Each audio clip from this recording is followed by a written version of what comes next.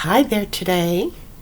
Before I start talking about the specifics of some mind body constitutional types from an Ayurvedic model, I wanted to introduce a concept called living at a six. So, a lot of times, our food, what we take into our bodies, is both our medicine and our poison. Food is best serves us when it is treated like it's fuel for the body. Not we don't always have to satisfy like a taste craving for, say, salt or sugar, but feed the body the fuel that helps it function best. And on a scale of 1 to 10, where 1 is like not hungry at all, 10 is like starving, so hungry that I'm gonna chew the door handle off, live at a 6.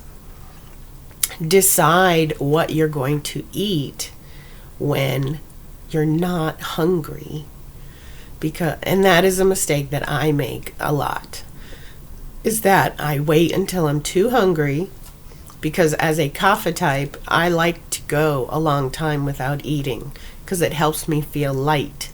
And feeling light is not always a part of my nature. So, but live at a 6. So in terms of deciding, letting yourself get hungry, decide what you're going to eat when you're at a 6, not a 10. You will make better choices that way.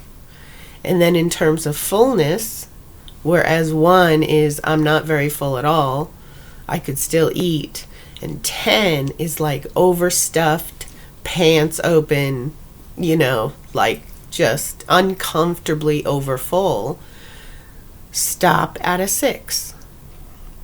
You always want to leave enough room in the stomach for the digestive juices to like splash over each other, and that happens at about a 6, and you're still gonna be full. You just won't be grossly full.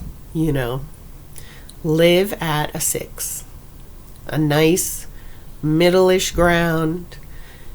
And because I am a kapha type, I do overindulge in food sometimes, so that's why I'm saying 6, not 5. All right. I am sharing the experience of having influenza A right now. So if my voice is a little raspy or I cough a little bit, that's what's going on. I'm not contagious and I don't need a mask anymore. Definitely I'm on the tail end of the illness. So just to let you know, if you see me with those behaviors, you'll know why. It's not a surprise to me. Okay, so now that we've talked about living at a 6, let's talk about the mind-body constitutions a little bit more in detail. I'm going to describe each dosha. The dosha is the mind-body constitution. DOSHA. I don't have my spelling papers with me today. I hope that's okay. So when a vata type, which is air, is out of balance, you can tell because they are pretty much, like, not to put too negative a spin on it, but I would say they are scatterbrained. It is hard for them to focus on anything. It's hard for them to show up on time. It's hard for them to keep track of things. They seem very overwhelmed. They will bring more stress onto themselves during this out of balance time, because a mind-body system that's out of balance will not make decisions that create balance. They will make decisions that create more imbalance. So, yeah, when a vata is in balance, they're very loving. They are naturally thin. I have a good friend who's very vata, short and light. Like, she has a hard time keeping weight on. And that's typical for vata. The best thing that a vata can do is learn how to meditate. Just as an aside, I've been a meditation teacher since 1997. And the more I learn about meditation, from even like a scientific point of view, there's evidence about how beneficial meditation can be. And there are so many different types now. Like, when I first started my meditation journey, there was really only, if you wanted to meditate, you had to pack up and go someplace, go to a retreat or something. It just wasn't done. And meditation was not a common, household word like it is now. But meditation is what will help ground a vata person who needs grounding. And they all do, and we all do. So, no harm on the vata, no harshing on the vatas. I really love them very much. And I have had lots of friends with vata tendencies, and I just love them for it. Next is pitta, the damp heat. I mentioned last time about summer, the hot and humid weather making pitta miserable. That's me in a nutshell. I don't want to be around people. I don't even want to be around my own body. When it's hot and humid, I can't stand it. It makes me grouchy, and, that's nothing that anyone wants to be around. When pitta is in balance, pitta is very quick-witted. They will often have fine, straight hair. I'm in that boat as well. Green eyes are typical of pitta, and they have medium builds. Their skin is often freckly, and they have all the positive qualities of fire, like friendly fire.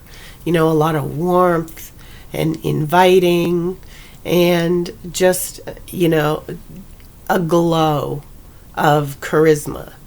Pittas are good for that. When a pitta is out of balance, and especially when there's a surplus of pitta energy in the system, they are good at burning you down. The fire element left out of control. They're quick to temper, and when they are in their temper, it's like take no prisoners. It can be intense, and if you have the opportunity to avoid being around that pitta person when they are that fiery, don't put yourself near it. Pitta, let's see. Pittas, I mentioned, have very strong digestion. And if anyone was going to be able to digest, say, junk food item, let's just go with a Twinkie. The pitta person, when they're hungry enough, and pitta should never let themselves get too hungry. Remember what I said about the 6? I think for a pitta, it would have to be backed off to 5, because they will get hangry, and when they're hangry, they can go off again. So the Pitta people I've known, and also as I am one, they have a behavior sometimes that I refer to as the slash and dash, which is like to verbally cut somebody down and then step away. And then if you're the person, on the receiving end of that, it's like, what just happened? I feel terrible. I was just attacked, but there's, confusion. When Pitta is exercising, the best exercise is like downhill skiing, like black diamond downhill skiing, because Pitta loves that intense experience, right? It has to do with the cold, because they're too hot on the inside all the time. So the cold feels good, the rush feels good, the thrill, that's what they thrive on. And the best exercise, let me back up to Vata for a minute, because I don't think I said so. The best exercise for Vata is something gentle, like yoga or swimming. Pitta, the downhill skiing, for sure. Ideal exercise for them. All exercise is better than none. So, if I mention this and you're out there looking for an excuse to not exercise, be like, oh, well, I can't downhill ski, so I'm not going to do anything. No, do something. And save up your money for a downhill ski trip. If you're a Pitta, you will love it.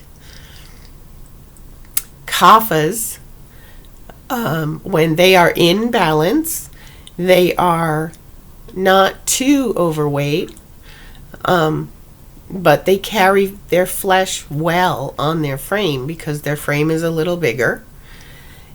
And Kaphas are, like I said before, a little methodical and patient. They usually have like thick, wavy hair that I could be envious of. They are loving, they are emotional, and they have a tendency towards depression. But that is a stable person. When a Kapha is in balance, they are one of the most peaceful characters around.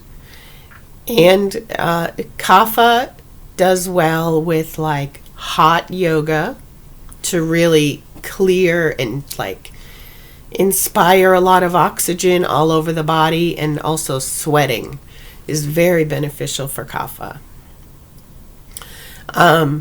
And swimming, like a full body exercise, is best for Kapha. And out of all the doshas, the Kapha will be the least likely to exercise and need it the most. Well, I mean, they all need it, but you know what I mean. Because along with the imbalance towards depression, there's also, inactivity, a little bit of resistance, like I'll get to it kind of thing. But they are like people that you enjoy being around. There's not a lot of drama with Kaphas. What else? I don't want to go past time, so I am going to leave it there.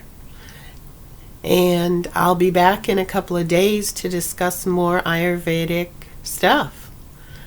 I hope you get something out of it, because I sure am. Thanks for watching.